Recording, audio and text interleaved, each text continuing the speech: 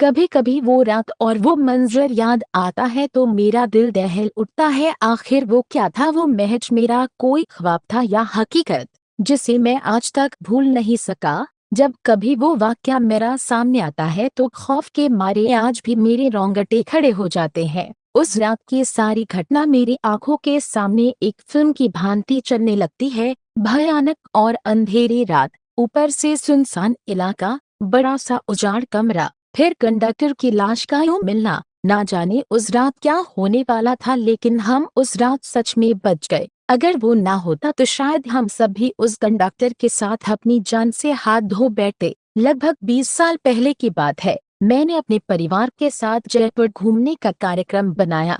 बेटा बहुत दिनों से जिद कर रहा था कि पापा मुझे राजस्थान घूमने के लिए ले चलिए, सो मैं उसकी बात मानकर उसे जयपुर घुमाने को राजी हो गया। मैं, मेरी पत्नी रीमा और बेटा स्वयं घर से जयपुर के लिए रवाना हो गए। हमने 2 दिन में पूरा जयपुर घूम लिया, लेकिन मेरे पास अभी 2 दिन की छुट्टी और भी बची थी, तो मैंने सोचा क्यों ना अजमेर शरीफ भी हो आते हैं। चूंकि हमारी ये प्लानिंग अचानक हुई थी तो हमें जल्दबाजी में बस का सहारा लेना पड़ा। उस बस में और भी यात्री थे, खासकर बुजुर्गों की संख्या ज्यादा थी। हमारी जैसे केवल एक ही फैमिली थी। बस में यात्री भी कम ही थे, क्योंकि बस भी थोड़ी खजाड़ा थी, इसलिए शायद उसमें ज्यादा यात्री नहीं बैठे होंगे। करीब रात के 8 बजे बस अपने गंतव्य की ओर रवाना हो चली। हम तीनों अपनी अपनी सीटों पर टैक लगाकर बैठ गए। स्वयं तो सो गया, लेकिन मुझे और रीमा को बीच बीच में हल्की हल्की झपकी सी आ जाती। एक तो वीरान और अनजानी जगह, ऊपर से खजाड़ा बस में मुझे अनकंफर्टेबल लग रहा था। ड्राइवर को भी शायद बहुत जल्दी थी गंतव्य तक पहुंचने की, इसलिए वो भी बस को तेज रफ्तार में भगाए चला जा रहा था। अंदर से डर भी लग रहा था कि कहीं वो बस को ठोक ना दे, क्योंकि अंधेरा घना था। साथ में सुनसान सड़क के किनारे, जिन पर ना कोई घर दिख रहा था, और सड़क पर भी इक्का दुक्का वाहन ही दिखाई दे रहे थे। कुछ बुजुर्गों ने ड्राइवर को टोका भी कि बस की रफ्तार जरा धीमी करो। कुछ समय तक तो उसने बस को धीमी रफ्तार में चलाया, लेकिन फिर कुछ देर के बाद उसने फिर से बस की रफ्तार बढ़ा दी। एक बुजुर्ग ने फिर से उस ड्राइवर को टोका कि बस की रफ्तार कम करो, लेकिन मना करने के बावजूद फिर से ड्राइवर ने रफ्तार बढ़ा दी। तब ड्राइवर ने जवाब दिया कि अंकल जी, जो मैं कर रहा हूँ वो बिल्कुल ठीक कर रहा हूँ। मैंने सुना है कि ये इलाका अच्छा नहीं है, बहुत ज्यादा खतरा है इस जगह, और हम इस इलाके को जितनी जल्दी पार करके आगे बढ़ जाएं उतना अच्छा। ड्राइवर की बात सुनकर सबने कहा कि चलो ठीक है। बस तेज रफ्तार से आगे बढ़ ही रही थी कि तभी एक तेज आवाज के साथ बस का थोड़ा संतुलन गड़बड़ाया और बस थोड़ी दूर बढ़ी और रुक गई। अब सब सकपका गए कि अचानक ये क्या हुआ। इतना खतरनाक इलाका और बस का रुकना, किसी का भी जी डर जाएगा। ड्राइवर ने अपनी टॉर्च जलाई, बस के नीचे उतरा और उसने देखा कि क्या बात है, बस को आखिर क्या हुआ, वो रुकी क्यों। कुछ देर के मुआयने के बाद उसे पता चला कि बस के पीछे ओर के दोनों पहिए पंचर हो चुके हैं और बस में एक्स्ट्रा पहिए भी नहीं है जिससे उसकी मरम्मत हो सके। अब क्या किया जाए, सभी सोच में पड़ गए। रेतीली अनजान जगह, अमावस की गहरी काली रात, जंगली जानवरों का डर और बस का यूं खराब हो जाना, सबके तो जैसे होश ही उड़ गए थे। अब क्या करें क्या ना करें, किसी के कुछ भी समझ में नहीं आ रहा था। तभी कंडक्टर को थोड़ी दूर एक रोशनी दिखाई दी। उसने सबसे कहा कि देखो, वहाँ रोशनी दिखाई दे रही है, हो सकता है कि वहाँ कोई गांव हो, चलो सब वहाँ चलते हैं, शायद रात भर के लिए कोई सुरक्षित जगह मिल जाए। अगर एक कोठरी भी मिल गई तो तब सब वहाँ एक साथ बैठकर रात तो गुजार ही सकते हैं। सब कंडक्टर की बातों से सहमत हो गए। सब ने अपना अपना सामान उठाया और चल पड़े उस रोशनी की ओर। जैसे ही वो सब उस रोशनी के नजदीक पहुंचे तो हमें एक एक बड़ी सी कोठरी दिखाई दी,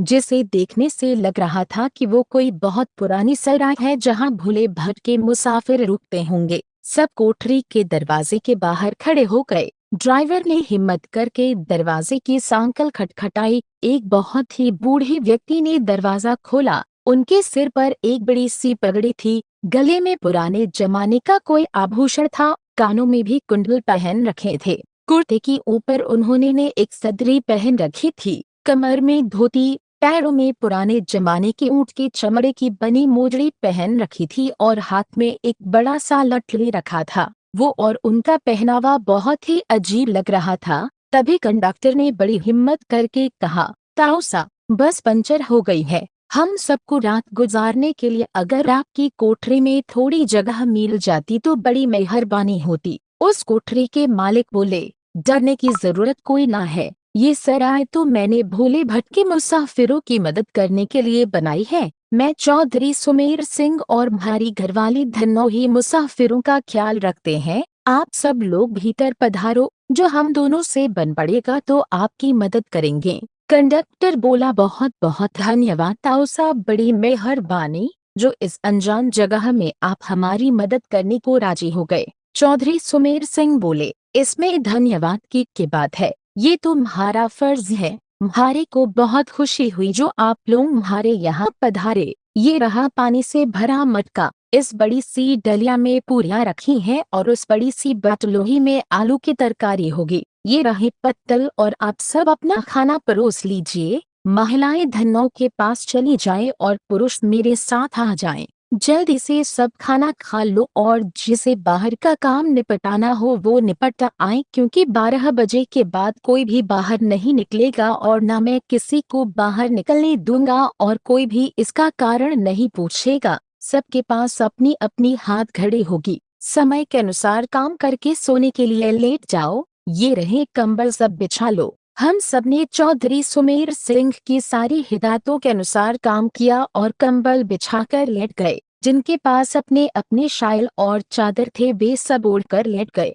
चूंकि मेरे पास सोने वाला बड़ा कंबल था इसलिए मैंने बेटे को अपने साथ सुला लिया और मेरी पत्नी औरतों के साथ अपना शायल ओढ़कर लेट गई। चौधरी जी ने एक बार फिर सबको बाहर ना जाने की हिदायत दी और सबको सोने के लिए कहा। लगभग 12 बजे के बाद ना जाने कंडक्टर को क्या सूझी, उसे बीड़ी पीने की तलब लगी और वो बाहर जाने लगा। चौधरी जी ने उसे बहुत रोका लेकिन वो नहीं रुका। कंडक्टर के बाहर जाने के बाद चौधरी जी ने जल्दी से कोठरी के किवाड़ बंद किए और साथ में पटरी की मदद से किवाड़ को मजबूती से बंद कर दिया कि कोई भी भीतर न आ सके और सारे रोशनदान और खिड़कियों को भी बंद कर दिया। कुछ देर के बाद बाहर से बहुत बहुत बुरी बुरी और डरावनी आवाजें आने लगी। साथ में कंडक्टर की भी आवाज सुनाई दी। वो चिल्लाकर बचाओ बचाओ चिल्ला रहा था। कोठरी के कुछ लोग कंडक्टर की मदद के लिए बाहर जाने लगे लेकिन चौधरी जी ने उन्हें सब ये कहकर रोक दिया कि अगर सब बाहर गए तो सर्वनाश हो जाएगा। वो शैतान अगर भीतर आ गया तो हम में से कोई भी जिंदा नहीं बचेगा। सब अपनी जान के विषय में सोचकर पीछे हट गए। फिर चौधरी जी ने सबसे कहा कि सब अपनी अपनी जगह पर लेट जाएं और उनकी बात मानना हम सबकी मजबूरी थी। हमने सबने वही किया जो चौधरी जी ने कहा था। एक आध घंटे बाद सबको नींद आ गई। हम सब सुबह जगे तो वहाँ का मंजर देखकर दंग रह गए। हम सब रेत पर लेटे थे और वहाँ से कोठरी गायब थी। केवल हम लोगों का सामान ही पड़ा था। वहाँ 2 समाधियां बनी थी जिन पर चौधरी सुमेर सिंह और धन्नो सिंह लिखा था। हम सब ये देखकर हैरान थे कि आखिर रात को जो हुआ था वो ख्वाब था या हकीकत।